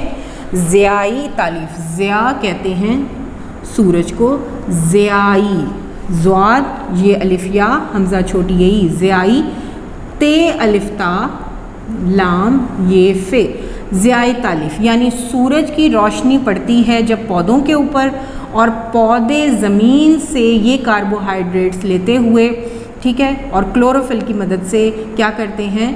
फोटोसिंथेसिस का अमल होता है ज़ियाई तालीफ का, यानी उनकी खुराक बनाने का जो अमल है उसको ज़ियाई तालीफ कहते हैं। और ये किसकी मौजूदगी में है? किसके साथ? कार्बन डाइऑक्साइड के साथ, ठीक है, कार्बन डाइऑक्साइड के साथ, यानी उसकी मौजूदगी में, कार्बन डाइऑक्साइड की मौजूदगी में सूरज की रोशनी के साथ ये अमल होता है जिसको फोटोसिंथेसिस या ज़ियाई तालीफ का अमल कहते हैं, ठीक है, जो पौधों और हैवानात की नशोनुमा के लिए ज़रूरी है। कार्बन डाइऑक्साइड गर्मी को जज़्ब करती है और दर्जा हरारत को मुतदिल रखती है। क्यों कहते हैं कि दरख्त लगाने चाहिए, शजरकारी करनी चाहिए? रीज़न इज़ दैट कि जो दरख्त हमारे ऑक्सीजन को एक्सेल करते हैं, यानी बाहर निकालते हैं, वो कार्बन डाइऑक्साइड को जज़्ब करते हैं। जब वो कार्बन डाइऑक्साइड को जज़्ब करते हैं तो वो अपने साथ हरारत को, यानी गर्मी, बहुत ज़्यादा गर्मी को, जिन ममालिक में आपने देखा है कि दरख्त ज़्यादा हैं, फॉरेस्ट ज़्यादा हैं, ग्रीनरी ज़्यादा है, वहाँ पे एक तो एटमॉस्फेयर बहुत ज़्यादा फ्रेश है, ठीक है, आबो हवा बहुत फ्रेश है। दूसरी बात ये है कि वहाँ पर आपको ऑक्सीजन बड़ी फ़्रेश मिलती है। आप कराची में हों तो आप सड़क पर निकल जाएं तो आपको इतना धुआं नज़र आएगा, इतनी आपको गर्द गुबार नज़र आएगी। तो जब खुदा न खास्ता कोई बीमार हो जाता है तो डॉक्टर सजेस्ट करते हैं कि जी इन्हें किसी सेहत अफ़ज़ा मकाम पर ले जाएं। इस सेहत अफ़ज़ा मकाम पर क्यों ले जाएं? क्योंकि वहाँ पर एक तो आलूदगी नहीं है, शोर शराबा नहीं है, वहाँ पर फ्रेश एयर मिलेगी। फ्रेश एयर कैसे मिलेगी? वहाँ पे कोई ऐसी शॉप्स थोड़ी जहाँ के फ़्रेश एयर ले लें और वहाँ पे जाके आपको किसी ऐसी जगह से फ्रेश एयर कहाँ से मिलेगी? My dear students, fresh air मिलेगी सिर्फ उसी सूरत में जब हमारी कार्बन डाइऑक्साइड जो है वो कम हो जाए, ठीक है। जब ये रिड्यूस होगी तो ही हमें मिलेगी ना फ्रेश एयर। क्यों, कैसे मिलेगी और ये कैसे रिड्यूस होगी? ये होगी ट्रीज़ के ज़रिए, ठीक है। क्यों होगी? क्योंकि ट्रीज़ का जो एक्सेल है वो ऑक्सीजन है और जो इनहेल है वो कार्बन डाइऑक्साइड है, ठीक है। ये इस तरह है। अब वो जब कार्बन डाइऑक्साइड को अपने अंदर एब्जॉर्ब करेंगे तो रिड्यूस हो जाएगी कार्बन डाइऑक्साइड, और फिर ट्रीज़ जो हैं वो इसीलिए ज़रूरी हैं कि वो आपको फ्रेश एयर देते हैं। तो क्या कह रहे हैं कि कार्बन डाइऑक्साइड गैस पौधों के लिए बेइंतहा ज़रूरी है, उनकी नशोनुमा के लिए बहुत ज़रूरी है, क्योंकि इससे ज़ियाई तालीफ का अमल होता है और ये दर्जा हरारत को मुतदिल, मॉडरेट, यानी ना बहुत ज़्यादा गर्म। अच्छा, बाज़ दफ़ा ऐसा होता है कि आप ये समझते हैं कि खाली हवा अच्छी मिलती है। दरख्तों के बड़े फ़ायदे हैं। क्या फ़ायदे हैं? एक तो फ्रेश एयर मिल जाती है, राइट। दूसरे, ये सैलाब जो है ना उनको रोकने का बाइस बनते हैं। सैलाब जो आते हैं ना उनको रोकने का बाइस बनते हैं। और फिर इनसे हम फ्रूट्स, मुख्तलिफ़ तरह के वेजिटेबल्स, मुख्तलिफ़ तरह की हमारी खाने की चीज़ें जो हैं वो हमारे ये ट्रीज़ प्रोवाइड करते हैं हमें। और इसके अलावा इनसे मुख्तलिफ़ किस्म का ईंधन हासिल होता है, लकड़ी हासिल होती है, और फिर कोयला और बहुत सारी चीज़ें। यानी इससे बहुत से फ़वाइद हैं। जितनी आप समझ रहे हैं कि ये कार्बन डाइऑक्साइड हमारे लिए नुकसानदेह है, उतनी फ़ायदेमंद ये पौधों के लिए है। लेकिन बैलेंस सिर्फ उसी सूरत में हो सकता है कि जब हम शजरकारी करें। शजरकारी का मतलब, शजर दरख्त को कहते हैं, कारी का मतलब है लगाना। दरख्त लगाना उतना ही ज़रूरी है जितना हम अपने लिए ऑक्सीजन को अहम समझते हैं। ठीक हो गया। अब आगे चलते हैं। पहले जहन में आपने रिवाइज़ करते जाना है साथ साथ कि कुर्रा हवाई हवा का एक गिलाफ है जो हमारी ज़मीन के इर्द गिर्द लिपटा हुआ है। कशिश सकल की वजह से ये हमारी ज़मीन के गिर्द लिपटा हुआ है, कहीं हिल नहीं रहा। और इसमें कौन कौन सी चीज़ें पाई जाती हैं? 3 तरह की कॉम्पोजिशन है इसकी, 3 तरह की चीज़ों से कॉम्पोजिशन है इसकी। नंबर 1 परमानेंट गैसेस, मुस्तकिल गैसें। नंबर 2 तगय्युर पजीर गैसें जो हम पढ़ रहे हैं। मुस्तकिल गैसों में oxygen, nitrogen. Oxygen 21%, nitrogen 78%, right. उसके बाद आ जाता है तगय्युर पजीर गैसें जिनका परसेंटेज 1% है और उनमें 3 चीज़ें शामिल हैं, यानी वो अप एंड डाउन होता रहता है रेशो उनका। कार्बन डाइऑक्साइड, ओजोन और आबी बुखारात। कार्बन डाइऑक्साइड तमाम गैसों में सबसे भारी गैस है। ओजोन को अब हम पढ़ने जा रहे हैं। और कार्बन डाइऑक्साइड हमने पढ़ लिया है, ये दरख्तों के लिए, नशोनुमा के लिए, एनिमल्स के लिए बहुत ज़रूरी है। और ये हमारे लिए, जिस तरह हम एक्सेल करते हैं, ट्रीज़ इसको इनहेल करते हैं और फिर ऑक्सीजन पैदा होती है, फ्रेश एयर पैदा होती है। अब हम पढ़ने जा रहे हैं ओजोन गैस की अहमियत। ओजोन सूरज से खारिज होने वाली ख़तरनाक बाला बनफशी शुआओं, जिनको अल्ट्रा वायलेट रेज़ कहते हैं, को ज़मीन तक पहुंचने से रोकती है। सबसे पहला पॉइंट, अल्लाह ताला ने इंसान के लिए जितनी भी चीज़ें खल्क़ की हैं उसका अगर कोई नेगेटिव इम्पैक्ट है, यानी कोई मनफी असर है, तो उसकी रोकथाम के लिए अल्लाह तबारक व तआला ने एक ऑटोमेटिक सिस्टम पैदा कर दिया है। अब सूरज सितारा है, बाकी सब सैयारे हैं जितने भी हैं हमारे, ठीक है।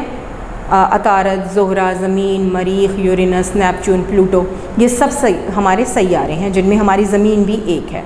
अब जो सूरज साहब हैं उनके लिए सितारे का लफ्ज़ इस्तेमाल किया गया है, ठीक है। अब वो सितारा जो है, सूरज जो है, वो एक्चुअली क्या करता है, वो एक सेंटर पॉइंट है, ठीक है। अब सूरज जो है वो एक सेंटर पॉइंट है, ये सेंटर पॉइंट है। अब इससे निकलने वाली कुछ चीज़ें इंसान के लिए फ़ायदेमंद हैं और कुछ चीज़ें इंसान के लिए नुकसानदेह हैं। अब बहुत सी रेज़ ऐसी होती हैं कि अगर वो डायरेक्ट ज़मीन तक पहुंच जाएं तो इंसानी ज़िंदगी का ख़ात्मा हो सकता है, ठीक है। ज़रा सी गर्मी ज़्यादा हो जाए तो हम हाँफने लगते हैं और कहते हैं ओहो एसी चलाओ और सफोकेशन हो रही है, सांस नहीं आ रही, पता नहीं क्या क्या हो रहा है। तो अभी तो सूरज इतना दूर है और अगर ये डायरेक्ट रेज़ ज़मीन तक आ जाएं तो फिर क्या होगा? जल भुन के रोस्ट बन जाएंगे सारे, और इसके अलावा बहुत सी डिजीज़ पैदा हो जाएंगी। अब सूरज की रोशनी में सबसे ज़्यादा जो विटामिन पाया जाता है वो है विटामिन डी।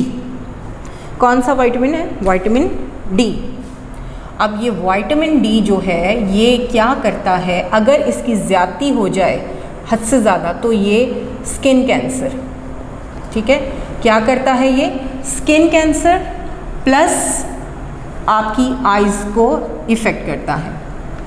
आँखों का अंधापन या आँखों की बीमारियाँ ज़्यादा हो जाती हैं अगर सूरज की रेज़ हद से ज़्यादा आपकी ऊपर पड़े, या अगर ओज़ोन गैस कम हो जाए, ओज़ोन की लेयर कम हो जाए। अच्छा, ओज़ोन होता क्या है मैं आपको डिफ़ाइन कर दूं कि ओज़ोन जो है वो एक लेयर है, ठीक है, एक तय है।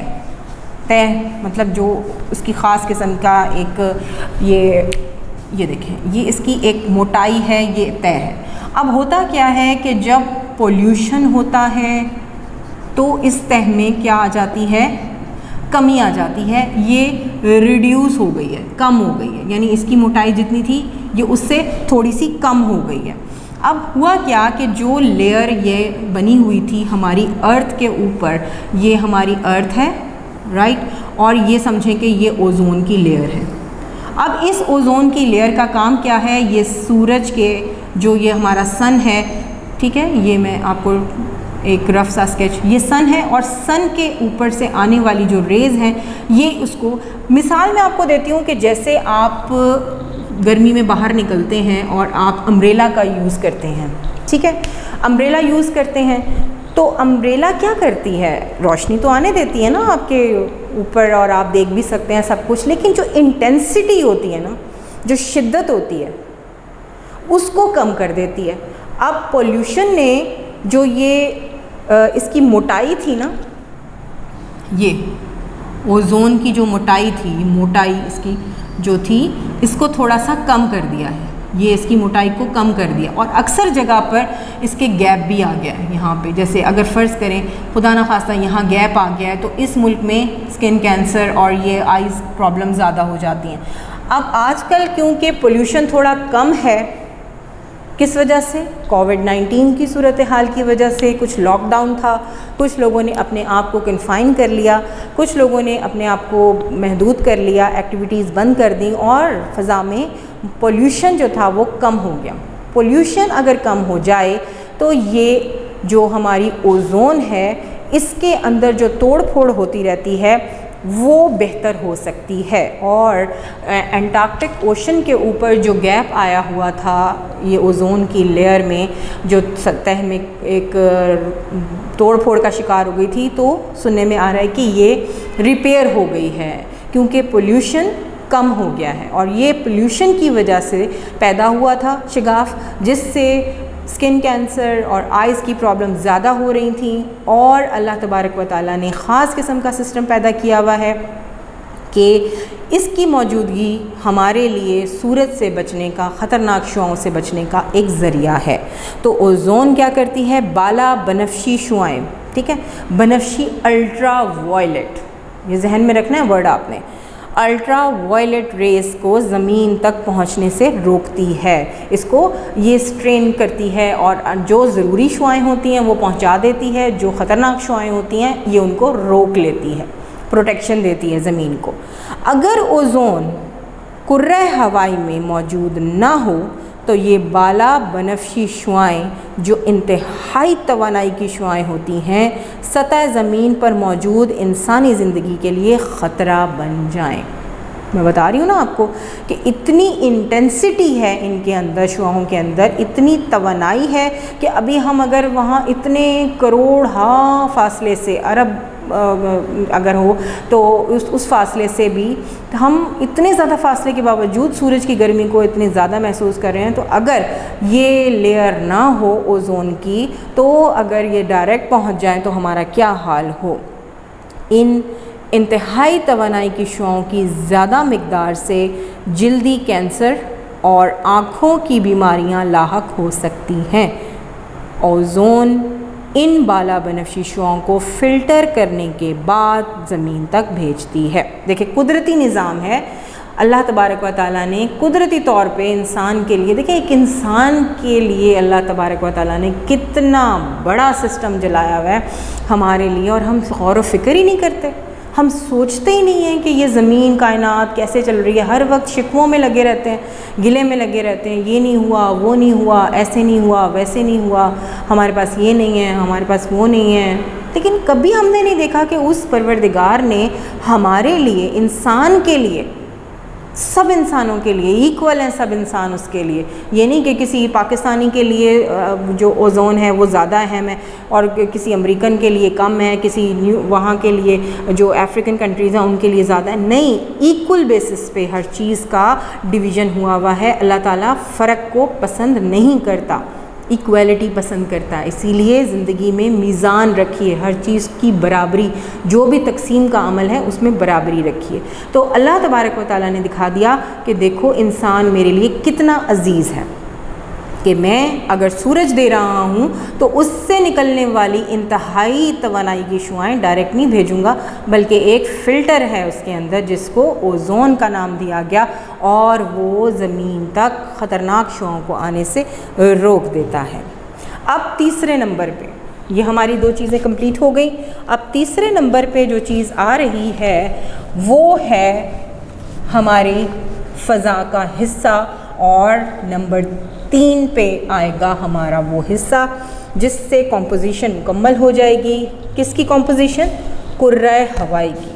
ठीक है। नंबर 3 क्या है? आलूदगी।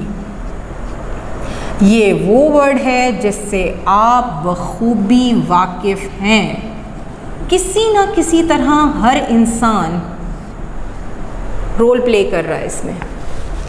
मैं भी रोल प्ले कर रही हूँ, आप भी रोल प्ले कर रहे हैं आलूदगी में। आलूदगी, पॉल्यूशन, ठीक है। किस तरह हम रोल प्ले कर रहे हैं कि हमने अपनी ज़िंदगियों को इतना आसान बना लिया है, अपनी ज़ात से मुतल्लिक़ चीज़ों को इतना आसान बना लिया है कि हम तकलीफ़ का शिकार होने ही नहीं देते अपनी ज़ात को। हम किसी पार्क में जाएं, किसी रेस्टोरेंट में जाएं, किसी जगह भी जाएं, तो हम क्या करते हैं कि हम बिल्कुल इस चीज़ की परवाह ही नहीं करते और हमारे घरों में चलने वाले एयर कंडीशनर्स, रेफ्रिजरेटर या और दूसरी तरह की जो रेज़ेस वाली जैसे माइक्रोवेव अवन, मुख्तलिफ़ चीज़ें हैं, हमने अपने आप को उसका आदी बना लिया है। अब हो क्या रहा है? आलूदगी को पढ़ने लगी हूँ मैं। हवा में आलूदगी पाई जाती है, ठीक है। इंतहाई बारीक ज़र्रात हवा में तैरते हुए मिलते हैं। कारखानों और गाड़ियों से निकलने वाले धुएं में कार्बन मोनोऑक्साइड, सल्फ़र और कार्बन डाइऑक्साइड वग़ैरह बड़ी मिक़दार में मौजूद होते हैं। आपको बताया था ना मैंने आलूदगी की डेफिनेशन जब हमने पढ़ी थी इंग्लिश में, तो आलूदगी इनफैक्ट है क्या? ऐसे अनासर और जुज़ियात का कुदरती चीज़ों में शामिल होकर उन्हें ख़राब कर देना, जिससे उनकी कुदरती हालत स्पॉइल हो जाए, आलूदगी कहलाता है, ठीक है। और जो चीज़ें इसको आलूदा कर दें वो पॉल्यूटेंट्स कहलाती हैं, ठीक है। अब ये तो आपको मैंने बता दिया था ना। अब हो क्या रहा है कि गाड़ियों से निकलने वाले धुएं में, आप लोगों के पास एक नहीं, दो नहीं, तीन गाड़ियां हैं, मोटर बाइक्स हैं, साइलेंसर्स में से धुआं निकल रहा है, कहाँ जा रहा है, वो क्या नुकसान फैला रहा है, हम मैटर नहीं करते। अब उसमें से क्या निकल रहा है? धुएं में से कार्बन मोनोऑक्साइड, आप इसको कार्बन डाइऑक्साइड की छोटी बहन समझ लें, यानी ये उतनी ही नुकसानदेह है डायरेक्ट अगर इंसानी फेफड़ों में चली जाए। सल्फ़र, गंधक और कार्बन डाइऑक्साइड वग़ैरह बड़ी मिक़दार में मौजूद होते हैं। ज़ाहिर है जब सड़क पे आप गाड़ियाँ लेके जाएंगे, आप ट्रांसपोर्ट के लिए नए नए ज़राए आमदोरफ़्त मुतारिफ़ करवाएंगे। पहले ऊँट पे सफ़र किया जाता था, उसके बाद बहरी जहाज़ आ गए, उसके बाद फिर आपके एरोप्लेन्स आ गए, उसके बाद ट्रेन्स हैं, उसके बाद आपके ऑटोमोबाइल्स हैं, आपकी गाड़ियाँ हैं, व्हीकल्स हैं, आपके मोटरसाइकिल्स हैं, व्हाटएवर। लेकिन इनसे निकलने वाला धुआं आखिर वो क्यों नुकसानदेह है? इसलिए कि उसके अंदर कार्बन मोनोऑक्साइड, कार्बन डाइऑक्साइड और सल्फ़र मौजूद है। ये तीनों चीज़ें इंसान के लिए नुकसानदेह हैं। ये ऑक्सीजन दुश्मन है, बस ये समझ लीजिए, ठीक। जो चीज़ें ऑक्सीजन दुश्मन हैं वो इंसानी ज़िंदगी के लिए नुकसानदेह हैं। इनसे ऑक्सीजन की दोस्ती नहीं है। और ये क्या करती हैं? जलने के अमल से धुएं के ज़र्रात आलूदगी की सूरत में हवा में शामिल हो जाते हैं और हवा को आलूदा करते हैं। क्या होता है? हमें कुछ ऐसे ज़र्रात हैं, पार्टिकल्स हैं जो हमें नज़र नहीं आते नेकेड आई से। नेकेड आई का क्या मतलब है? इंसानी आँख से, ठीक है।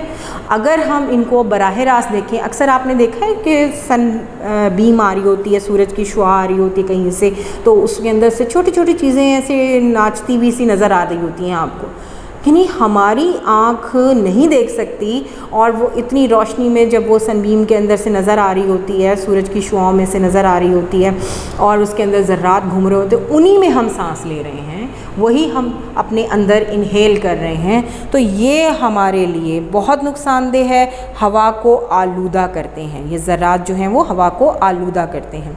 आलूदगी से सनती शहरों की आबो हवा मुतासिर हो रही है। ये सेहत आमा के लिए इंतहाई ख़तरनाक है। इससे लोगों में गले और सांस की बीमारियां बढ़ रही हैं। सांस की बीमारियां यानी आपके जो लंग्स हैं ना, अल्लाह तबारक व तआला ने इनको सांस लेने का काम दिया गया है, यानी आपने इंसान के लिए सांस का अमल जारी रखना है। ये अल्लाह तबारक व तआला का जो काम है, वो इनकी नेचर ऑफ जॉब क्या है लंग्स की, कि इन्होंने इंसानी ज़िंदगी के सांस के अमल को उस्तवार रखना है मरते दम तक। अब गंदी हवा जब फेफड़ों के अंदर जाएगी तो फेफड़े बिल्कुल काम सही नहीं करेंगे, और जब वो बाहर निकालेंगे तो वो यानी फिर उससे क्या होता है, आपको खांसी आती है। ठीक है, खांसी आती है आपको, आप खांसते हैं और फिर आपके गले में, ओहो मम्मा मैंने तो कुछ भी नहीं खाया, मेरा गला ख़राब हो गया। गला क्या मतलब, गला ख़राब हो गया, ख़राब क्या मतलब, गला तो आपका नज़र आ रहा है, कोई ख़राब का क्या मतलब है, यानी उसमें इन्फेक्शन हो गया है। यानी आपके जो गले में कुदरती चीज़ थी उसने आपको सिग्नल दिया कि मैं ठीक नहीं हूँ, मुझे निगलने में प्रॉब्लम आ रही है, मुझे सलाइवा पास करने में प्रॉब्लम आ रही है। तो आपके गले में जो दर्द है उसने बताया कि आपका गला जो है वो इन्फेक्टेड है। और क्यों है कि जो सांस आप नाक के ज़रिए, मुंह के ज़रिए अपने फेफड़ों में ले जा रहे हैं उसमें कुछ ऐसे जरासीम हैं, कुछ ऐसे वायरसेस हैं, कुछ ऐसे आलूदगियां हैं जो आपके सांस लेने के अमल के दौरान आपके गले से होती हुई आपके फेफड़ों में जाती हैं, जिससे आपको खांसी, नज़ला, ज़ुकाम और दूसरे किस्म की बीमारियां हो जाती हैं। आलूदगी में बाज़ ऐसी गैसें भी हैं जो कुर्रे हवाई के बालाई तबक़ात में जाकर ओज़ोन गैस को ख़त्म कर रही हैं। आपको पता है ये जो ओज़ोन गैस है ये हमारे सबसे टॉप पे जो हमारी लेयर है वहाँ पे है, यानी जो सूरज से ज़रा डायरेक्ट है। अब वो क्या करती हैं, ये सारी आलूदगियाँ मिल के दोस्ती करके ना ये ओज़ोन के पास पहुँच जाती हैं, उसको डिस्टर्ब करने, ठीक है, उसकी कारकर्दगी को डिस्टर्ब करने पहुंच जाती हैं। और ये क्या करती हैं, उसके जो असलियत है, उसकी जो पावर है उसको कम कर देती हैं। ठीक है, और मैंने भी आपको बताया ना एंटार्क्टिक ओशन के ऊपर जो तोड़ फोड़ हो गई थी, तोड़ फोड़ ऐसा नहीं कि कोई बजरी गिर रही है या कुछ गिर रहा है, वहाँ पे डायरेक्ट सूरज की जो शुआएं हैं वो ज़मीन तक आना शुरू हो गई थी, जिससे काफ़ी नुकसानात हुए थे। तो अब वो ओज़ोन की लेयर जो है उसको रिपेयर किया गया है आलूदगी में कमी करके। अब आगे सुनिए, जिससे ओज़ोन की खाकी ज़र्रात भी सतह ज़मीन से उड़कर, खाकी ज़र्रात क्या होते हैं, खाकी ज़र्रात, खाक कहते हैं ज़मीन को, मट्टी को, मट्टी के ज़र्रात भी ज़मीन से उड़कर हवा में शामिल हो जाते हैं। इनकी मिक़दार हर जगह यकसां नहीं होती, ये सहराओं में ज़्यादा और मरतूब इलाकों में कम होते हैं। शहरी और देही इलाकों में इनकी हवा में मिक़दार ज़्यादा होती है। अब आपको यहाँ पे ये बताती चलूँ कि ये नहीं है कि अगर आप किसी ऐसी जगह पे चले गए हैं जहाँ पे मिट्टी है ही नहीं, मिसाल के तौर पर मरी है, बालाकोट है और बुलंद मकामात हैं, तो वहाँ पे ये जो खाकी ज़र्रात हैं, खाकी ज़र्रात यानी मट्टी के ज़र्रात, मट्टी के ज़र्रात, डस्ट पार्टिकल्स, डस्ट और ये डस्ट पार्टिकल्स जो होते हैं ये क्या करते हैं, ये बारीक बारीक डस्ट पार्टिकल्स, जैसे आप कहते हैं ना वो अभी तो डस्टिंग की थी अभी फिर मिट्टी आ गई है। नज़र आती है कोई आती हुई मिट्टी? नहीं आती ना। तो जब टेबल पे जम सकती है तो हमारे फेफड़ों में नहीं जा सकती, बात सोचने की है ना। तो ये जो डस्ट पार्टिकल्स होते हैं ये भी हवा में शामिल हो जाते हैं। और हर जगह ऐसा नहीं होता कि ये अगर लाहौर में ज़्यादा हैं तो ये किसी गांव में भी ज़्यादा हों, या अगर किसी गांव में ज़्यादा हैं तो किसी बर्फ़बारी जहां हो रही है उन मकामात, नहीं, हर जगह एक जैसे नहीं। जैसे सहराओं हैं, सहरा क्या होते हैं, डेजर्ट्स, सहराओं में इसकी रेशो ज़्यादा है क्योंकि वहाँ पर रेत होती है ना, रेत बारीक बारीक रेत होती है। जैसे अगर कभी आपके घर में कंस्ट्रक्शन हो रही हो तो आप इधर सफाई करते हैं, आप मम्मा को कहते हैं मम्मा अभी तो सफाई की थी, देखिए फिर रेत आ गई है। अब वो नज़र नहीं आती है, वो ऐसे रेत के छोटे छोटे पार्टिकल्स होते हैं सैंड के, कि वो कुदरती तौर पे हवा में शामिल होते रहते हैं क्योंकि वो हल्के होते हैं। और मरतूब इलाके, मरतूब का मतलब होता है ऐसे इलाके जहाँ पर नमी ज़्यादा पाई जाती है, वहाँ पे इनकी मिक़दार कम होती है हवा में शामिल होने की। जैसे मरी है, वहाँ पे आपको मिट्टी नज़र नहीं आएगी, वहाँ पे हवा में मिट्टी है ही नहीं। आप उससे भी ऊपर चले जाएं तो आपको कागान का आलम वहाँ पे बिल्कुल ही मट्टी नहीं है, वहाँ पे ठंडे इलाके हैं, वहाँ पे कोई किस किस्म की भी मट्टी, रेत या गंदगी आपको नज़र नहीं आएगी। तो शहरी और देही इलाकों में इनकी हवा में मिकदार ज़्यादा होती है। यानी शहरी इलाके जहाँ पर आमदोरफ्त के ज़राए ज़्यादा हैं और कंस्ट्रक्शन ज़्यादा है, सनतें हैं, ये वो बहुत कुछ। और इसी तरह देही इलाके, क्योंकि वो तो होती कच्ची आबादी है, तो वहाँ पे मिट्टी के ज़रात जो होते हैं वो ज़्यादा होते हैं बनिस्बत मरतूब इलाके। मरतूब जहन में रखिएगा, ऐसे इलाके जहाँ पर ठंड पड़ती है, जहाँ पर नमी ज़्यादा होती है। अब हमारा आखिरी जो आ रहा है वो है आबी बुखारात। ठीक है, आबी बुखारात तग़य्युर पज़ीर गैसों में आबी बुखारात यानी वाटर वेपर्स हवाई कुर्रे का निहायत अहम जुज़्व हैं। आबी बुखारात न सिर्फ हरारत जज़्ब करते हैं बल्कि हरारत को एक जगह से दूसरी जगह मुंतकिल करने में भी मददगार होते हैं। स्टॉप करूँगी यहाँ पे, पहले आपको समझाऊँगी। अब ये जो तग़य्युर पज़ीर गैसें हैं ना, इनका एक भाई है, उसका नाम है आबी बुखारात। ठीक है, अब आबी बुखारात क्या करता है? आबी बुखारात गर्मी को कम करने में मदद देते हैं। कि बुखारात का क्या मतलब है? अब जैसे आपने चूल्हे पर एक पानी का पैन भर के रखा चाय बनाने के लिए, ठीक है, अब आपने उसके जब गर्म हो गया तो उसके अंदर से जो पानी था वो आपने देखा ही नहीं और वो वेपर्स बन के, बुखारात बन के हवा में उड़ गया गैस के साथ। ठीक है, वो ख़त्म होगी चीज़। अब आपने क्या किया? कपड़े फैलाए, धूप तेज़ थी, आपने कपड़े फैलाए तार के ऊपर और वहाँ पर आपने देखा कि थोड़ी गर्मियों में स्पेशली कि थोड़ी देर के बाद जो बारीक कपड़े थे वो तो ऐसे सूख गए जैसे कि किसी ने ड्रायर या स्पिनर में किए हों। तो आपने देखा, नज़र नहीं आए, वो बुखारात जो कपड़ों के अंदर थे, पानी के जो कतरे थे, वो बुखारात बनकर, वेपर्स बनकर हवा में शामिल हो गए। अब ये क्या करते हैं वेपर्स जाके ऊपर? ये जब जमा हो जाते हैं तो बारिश बनती है, ये वापस आ जाते हैं, ये ऊपर रह नहीं जाते हैं, ये हमें वापस मिल जाते हैं बारिश की सूरत में। जितने भी बुखारात ऊपर जाते हैं वो क्या करते हैं? आगे सुने। आबी बुखारात गैस की शक्ल में हवाई कुर्रे में मौजूद हैं। ठीक है, अगर आबी बुखारात हवा में मौजूद ना हो तो बादल ना बने और ज़मीन पर बारिश ना हो। आबी बुखारात हवा में मौजूद ना हो, यानी कितनी इम्पोर्टेंस है इनकी कि ये आबी बुखारात बनते कैसे हैं? हम तो चलें कपड़े फैला दिए, हमने पानी रख दिया, वो उड़ गया। आप अक्सर अपने बर्ड्स के लिए रखते होंगे गर्मियों में, तो वो उड़ जाता। अब ये पानी डाला था वो तो साफ़ हो गया प्याला, वहाँ पे तो कुछ भी नहीं है। अब वो पानी कहाँ गया? वो पानी हवा में शामिल हो गया बुखारात बनकर। अब जब ऊपर बुखारात जमा हो गए हमारी फ़िज़ा में एक ख़ास क्वांटिटी में, तो उन्होंने मिलके दोबारा से ज़मीन पर आने का प्लान किया, बादल बने।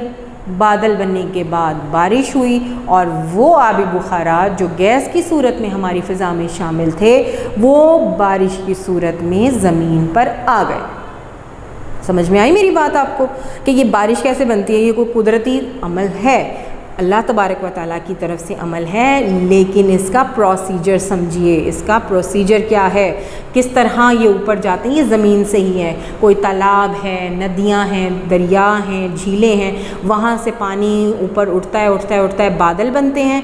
बादल बनने के बाद फिर बारिश बरसती है। दुनिया के निज़ाम हयात का इन्हिसार इन्हीं पर है। ज़मीन सूरज से हरारत हासिल करती है और अमले तबख़ीर से समंदरों और दूसरे आबी अजसाम का पानी आबी बुखारात में तब्दील होकर हवा में शामिल होता रहता है। समझ में आई मेरी बात? ज़िंदा रहने के लिए जो सबसे ज़्यादा ज़रूरी चीज़ है वो पानी है। ठीक है, ज़मीन को अल्लाह तबारक व तआला ने तमाम सैयारों में ये ख़ुसूसियत दी है कि इस हमारे प्लैनेट पर पानी मौजूद है और ये पानी कहाँ से आता है? बारिशों की सूरत में, और फिर ये तालाब, झीलों, नदियों, दरियाओं, समंदरों और बड़े बड़े बहरों में तब्दील हो जाता है। दोबारा से रिसाइकलिंग का प्रोसेस शुरू होता है। यहाँ से बुखारात हवा में उड़ते रहते हैं, जमा होते रहते हैं और फिर बारिश बरसती है। जब बारिश बरसती है तो फिर ज़मीनें सैराब होती हैं। जब ज़मीनें सैराब होती हैं तो फसलें उगती हैं और फसलें उगने के बाद उनको इंसान, जानवर और दीगर जानदार खाते हैं, जिससे निज़ाम हयात चलता रहता है। ठीक है, अब होता क्या है कि आगे चलें। हवाई कुर्रे में इनकी मिक़दार का इन्हिसार दर्जा हरारत पर है। ठीक है, अब दर्जा हरारत क्या है? जैसे कि बहुत ज़्यादा गर्मी है, हद से ज़्यादा गर्मी है, तो जो पानी है वो बुखारात की सूरत में ज़्यादा से ज़्यादा फ़ज़ा में शामिल होना शुरू हो जाएगा। और फिर क्या होगा, आगे देखें, जिस कदर दर्जा हरारत ज़्यादा होगा हवाई कुर्रे में इसी कदर आबी बुखारात की मिक़दार ज़्यादा हो सकती है। यानी वही बात कि जितनी ज़्यादा हवा में दर्जा हरारत ज़्यादा होगा, यानी कि गर्मी ज़्यादा होगी, सर्दी कम होगी, तो उसी हिसाब से जितने बुखारात फ़िज़ा में शामिल होते रहेंगे तो वाटर वेपर्स बनते रहेंगे और ज़मीन पर बारिश की सूरत में आते रहेंगे। इनकी मौजूदगी से गर्मी की हिद्दत, हिद्दत का मतलब होता है इंटेंसिटी, हिद्दत इंटेंसिटी, यानी बुखारात की मौजूदगी की वजह से इंटेंसिटी जो है वो गर्मी की कम हो जाती है और सर्दी की शिद्दत में एतदाल रहता है। और इसी तरह आपने देखा, नोटिस किया है कि जब बारिश होती है सर्दियों में तो थोड़ी सर्दी कम हो जाती है। तो सर्दियों में जब बारिश होती है तो सर्दी थोड़ी कम फील होती है आपको, आप ये करके देखिएगा नोटिस। तो ये जो इंटेंसिटी होती है ना मौसम की, चाहे वो गर्मी की हो चाहे वो सर्दी की हो, उसको कम करते हैं। हिद्दत का मतलब है इंटेंसिटी। ठीक है, ये मैं लिख दूँ, आपके लिए नया वर्ड था तो मेरा दिल चाह रहा था कि मैं अपने प्यारे स्टूडेंट्स को ये बात बताती चलूँ। हिद्दत, एक होती है शिद्दत, एक है हिद्दत, गर्मी की हिद्दत और सर्दी की शिद्दत। ठीक है, हिद्दत यानी कि गर्मी और इंटेंसिटी शिद्दत, शिद्दत इंटेंसिटी। ठीक है, और हिद्दत का मतलब है हॉट टेम्परेचर, गर्मी। ठीक है, ये इन तीनों चीज़ों में ये आ जाती है इंटेंसिटी। किसी भी मौसम की इंटेंसिटी जो होती है, चाहे वो गर्मी की हो चाहे वो सर्दी की हो, तो गर्मी की हिद्दत होती है यानी हरारत, टेम्परेचर ज़्यादा हो जाता है तो गर्मी, और अगर टेम्परेचर कम हो जाए तो सर्दी। ठीक है, ये चीज़ है, आपने जहन में रखना है इसको। अब यहाँ तक आपका दूसरे दिन की पढ़ाई का काम हो गया है ख़त्म।